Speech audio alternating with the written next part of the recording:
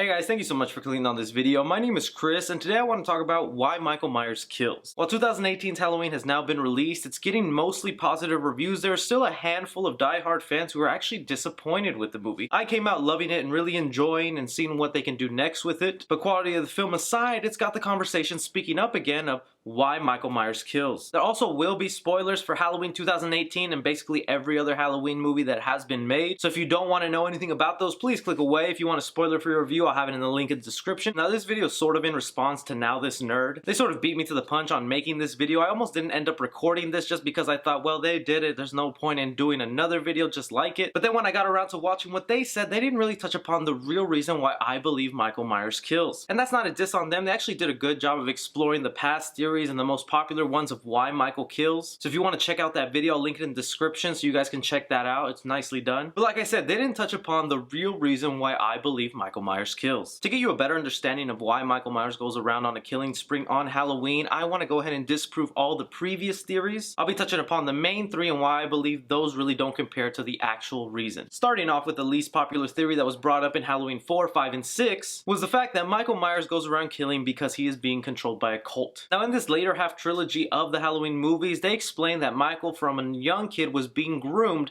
to be this ultimate destructive killer. The reason being is because this cult believes that every night of Samaha, I hope I'm pronouncing that right, but anyways, that's the night of Halloween, they must sacrifice one family in order to prevent mass genocide, plagues, or natural disasters from occurring. The main reason they came up with this theory is to answer a couple of questions that people had about Michael Myers. One, why he's immortal, why he always comes back on Halloween, and why he always goes after Laurie Strode. So every Halloween when a constellation of stars appear in the sky in the shape of the thorn symbol, Michael is resurrected from whatever coma, sleep, or paralysis he was in to go after Laurie Strode or her bloodline to kill them off and prevent mass genocide, plagues, or natural disasters from occurring. Now, other than the reason that these movies are no longer canon, or the fact that fans completely rejected this idea and hated it, thus rebooting the series with Halloween H2O, it doesn't exactly explain why Michael still goes out of his way to kill other pedestrians or people around Laurie Strode or her family members. If his sole purpose is just to go after that family and that bloodline and kill them and be done with it to carry on the protective legacy that this cult has in mind, it doesn't explain why he purposely goes out of his way to kill other people. In the minds of these cult leaders, they're doing good for the people by sacrificing one to save the many. So I'm going to go ahead and reject that theory off. The next theory I want to touch upon is another popular theory, and that's just family drama. The fact that Michael Myers simply kills just because he wants to get rid of all his bloodline. Sisters, brothers, nephews, nieces, third uncles, you name it, he's gonna kill you. Now this was obviously brought in part because when John Carpenter was asked to make a second movie to the first Halloween, he rejected the notion and he did not want to do it, but of course money changes people's opinion. He ended up writing a twist that would explain why Michael was so infatuated with Laurie Strode in the first movie. Because if you go back and watch it, a lot of people complain of why specifically did Michael choose that person to stalk and try and go after. They reveal in the second movie, of course, that they're siblings and that he's always been obsessed with just killing his sister. And then in further movies where they got rid of Jamie Lee Curtis, he still went after nieces or nephews. Taking apart the cult stuff into account, there's no specific reason why he goes after family members in the first place. They definitely expand upon it on Rob Zombie's take on the movie, and I have to admit, when I first saw Rob Zombie's take on Halloween, it was my first introduction to the character and I actually ended up loving it. But before you dislike this video or start arguing with me why it sucks,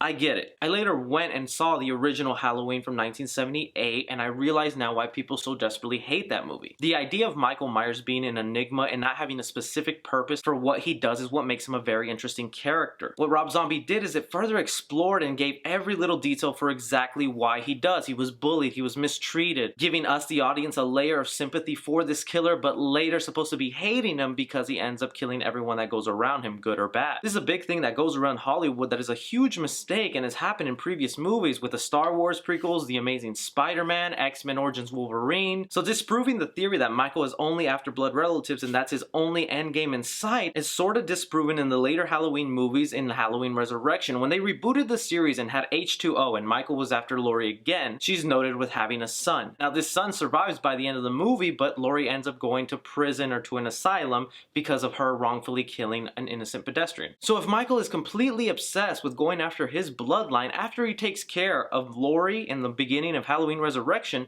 why did he not go after his nephew that was out there still alive? This would disprove the theory that Michael is just simply after them because they are related by blood. Instead, he decides to go on a reality TV show with Busta Rhymes. Not only that, but the fact that in canon, they're no longer related, doing away with all those other movies in this new incarnation. And when you see the new movie, Michael is not even going after Laurie. He's simply walking into a town and killing whoever he sees around him. The only reason Michael and Laurie are put in the same situation is because someone forces them to get face to face. Michael is never specifically going after her. So on that basis, I have to throw that one away. And the third most popular theory that everyone's gonna be mad at me is the fact that Michael is just pure evil and he has no reason whatsoever for what he does. Now this is the one I'm most open to and kind of convinces me of what they were going for, especially since John Carpenter himself said this is kind of what he was going for. He didn't specifically say, yep, that's what it is. He said, yeah, that's kind of the idea I was going for. But even Carpenter himself will tell you that he always wants Michael to remain mortal, not some sort of superior being. Even though I think it's a great concept and a metaphor for Michael, I'm going to call BS on it because Michael is actually a very intelligent being. What I mean by that is there's a method to his madness. He is not just simply killing for no reason. He has a specific way of going after his enemies, he has a specific way of targeting people, and he has a specific outfit and weapon of choice. There are several times in the Halloween series where he is put face to face with somebody and he lets them go. Touching more upon the method in which he chooses to kill someone, he doesn't just blatantly do it out in the open where anybody can see. If he's simply pure evil, he would have no sense of logic or timing of when to kill somebody. He would just do it because he's evil. But Michael, again, is very precise and knows when to kill to not be caught or to extend his stay outside of a mental facility or a prison. Even in this new incarnation, he does kill a child, but he lets a baby go free. To someone who is pure evil would have no problem with killing a child. And I know a lot of people are commenting right now, but Michael doesn't kill kids, come on.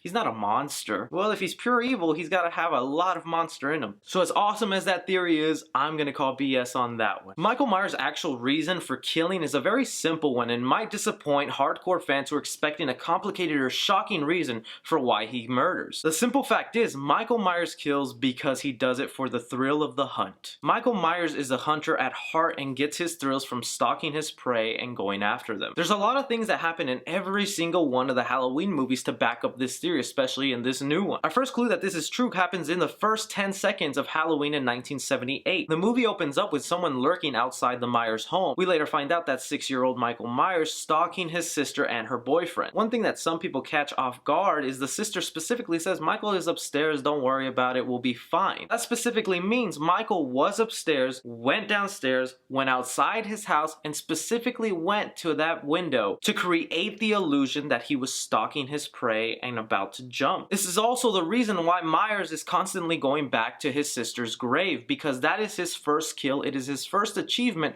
much like when someone kills an animal and hang up the deer's head. It is his trophy and symbol for his work. If someone is just pure evil and doing it for no reason, then again, you have no reason to keep coming back to your first murder and taking that tombstone as your property. The only way to explain it is the fact that Michael really is proud of his work and wants to hang that up. Not only that, but like I mentioned, Michael is specific on the targets he picks out. When in the 1978 movie, Laurie is specifically chosen just because she invaded his property and he decided, that's my target, thus becoming his challenge of the night, stalking his prey, being patient, learning what she does, killing those around her, and saving her last as she is going to be his next trophy. A hunter is also known to wear the same gear when they go out hunting. Whether you're somebody who goes out hunting in the woods for an animal or someone who comes from outer space to hunt people on Earth, you tend to wear the same outfit, same clothes, and has a weapon of choice that best fits your needs of hunting. It's not just because it goes with his style. In watching the movies, nobody questions why Michael never goes after a mental patient at the asylum. He's escaped multiple times now in this current universe, and he never once went after one of those patients. Pure evil would have no problem doing that, but someone who is a hunter and wants a challenge